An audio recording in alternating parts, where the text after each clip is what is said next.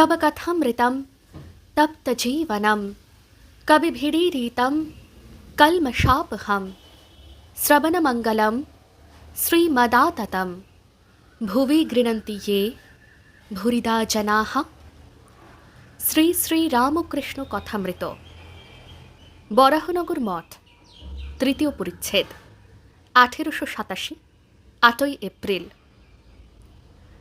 মঠে কালী তপস্বীর ঘরে দুইটি ভক্ত বসিয়া আছেন, একটি ত্যাগী ও একটি গৃহী। উভয়েরই বয়স 24-25। দুইজনে কথা কহিতেছেন। এমন সময় মাস্টার আসিলেন। তিনি মঠে 3 দিন থাকিবেন। আজ গুড ফ্রাইডে, 8 এপ্রিল 1887, 26 চৈত্র 1293, পূর্ণিমা, শুক্রবার। এখন বেলা 8টা হইবে।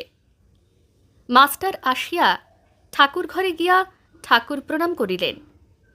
তৎপরে নরেন্দ্র, রাখাল ইত্যাদি ভক্তদের সহিত দেখা করিয়া ক্রমে এই ঘরে আসিয়া বসিলেন ও ওই দুইটি ভক্তকে সম্ভাষণ করিয়া ক্রমে তাহাদের কথা শুনিতে লাগিলেন।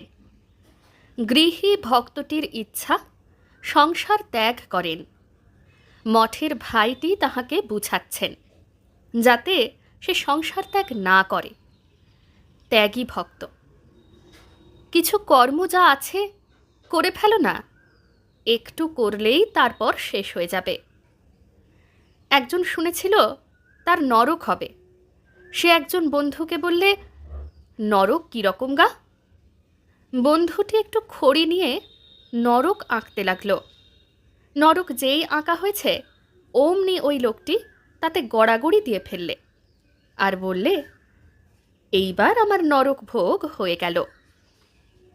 গৃহী ভক্ত: আমার সংসার ভালো লাগে না। আহা, তোমরা কেমন আছো?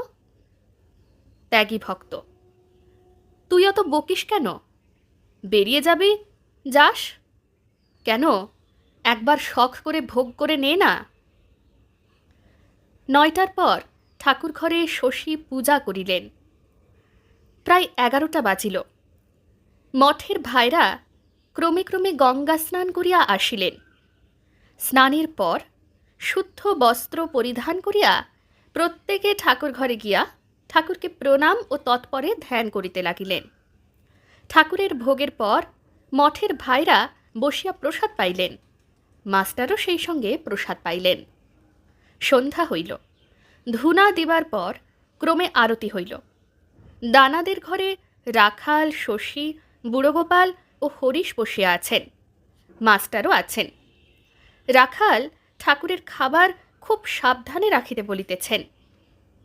রাখাল শশী প্রভৃতির প্রতি: আমি একদিন তার জলখাবার আগে খেয়েছিলাম।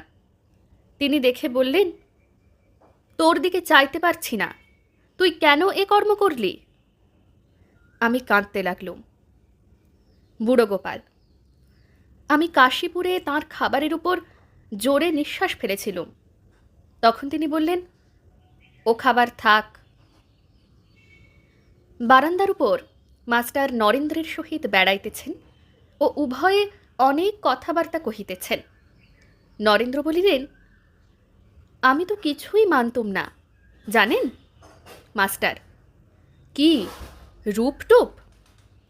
নরেন্দ্র: তিনি যা যা বলতেন প্রথম প্রথম অনেক কথাই মানতুম না। একদিন তিনি বলেছিলেন, তবে আসিস কেন? আমি বললাম, আপনাকে দেখতে আসি, কথা শুনতে নয়। মাস্টার: তিনি কি বললেন? নরেন্দ্র: তিনি খুব খুশি হলেন। পরদিন শনিবার, 9 এপ্রিল 1887, ঠাকুরের ভোগের পর মঠের ভাইরা আহার করিয়াছেন ও একটু বিশ্রামও করিয়াছেন। নরেন্দ্র ও মাস্টার মঠের পশ্চিম গায়ে যে বাগান আছে তাহার একটি গাছতলায় বসিয়া নির্জনে কথা কহিতেছেন। নরেন্দ্র ঠাকুরের সহিত সাক্ষাতের পর যত পূর্ব কথা সব বলিতেছেন। নরেন্দ্রের বয়স 24, মাস্টারের 32 বৎসর। মাস্টার, প্রথম দেখার দিনটি তোমার বেশ স্মরণ পড়ে? নরেন্দ্র, সে দক্ষিণেশ্বরে কালীবাড়িতে, তাহারই ঘরে। সেই দিনে এই দুটি গান গেয়েছিলাম। মনো চলো নিজ নিকেতনে, সংসার বিদেশে, বিদেশিরও বেশে, ভ্রম কেন অকারণে? বিষয় পঞ্চক আর ভূতগণ সব তোর পর, কেউ নয় আপন। পরপ্রেমে কেন হইয়ে মগন, ভুলিছ আপন জনে? সত্য পথে মন কর আরোহণ, প্রেমের আলো জ্বালি চলো অনুক্ষণ। সঙ্গেতে সম্বল রাখো পুণ্য ধন, গোপনে অতি যতনে। লোভ মোহ আদি পথে দস্যুগণ, পথিকের করে সর্বস্ব মোশন। পরম যতনে রাখরে প্রহরী সম দম দুই জনে। সাধু সঙ্গ নামে আছে পান্থধাম, শ্রান্ত হলে তথা করিও বিশ্রাম। পথভ্রান্ত হলে শুধাইও পথ সে পান্থ নিবাসী জনে। যদি দেখো পথে ভয়েরই আকার, প্রাণপণে দিও দোহাই রাজার। সে পথে রাজার প্রবল প্রতাপ, সমন ডরে যার শাসনে। গান। যাবে কি হে দিন আমার বিফলে চলিয়ে, আছি নাথ দিবানিশি আশাপথ নিরখিয়ে। তুমি ত্রিভুবননাথ, আমি ভিখারি অনাথ। কেমনে বলিব তোমায় এসো হে মম হৃদয়ে? হৃদয় কুটির দ্বার খুলে রাখি অনিবার। কৃপা করে একবার এসে কি জুড়াবে হিয়ে? মাস্টার, গান শুনে কি বললেন? নরেন্দ্র, তার ভাব হয়ে গিয়েছিল। রামবাবুদের জিজ্ঞাসা করলেন, এ ছেলেটি কে? আহা, কি গান! আমায় আবার আসতে বললেন। মাস্টার, তারপর কোথায় দেখা হলো? নরেন্দ্র, তারপর রাজমোহনের বাড়ি, তারপর আবার দক্ষিণেশ্বরে। সেবারে আমায় দেখে ভাবে আমায় স্তব করতে লাগলেন। স্তব করে বলতে লাগলেন, নারায়ণ, তুমি আমার জন্য দেহ ধারণ করে এসেছ। কিন্তু এ কথাগুলি কাহাকেও বলবেন না। মাস্টার, আর কি বললেন? নরেন্দ্র, তুমি আমার জন্য দেহ ধারণ করে এসেছ।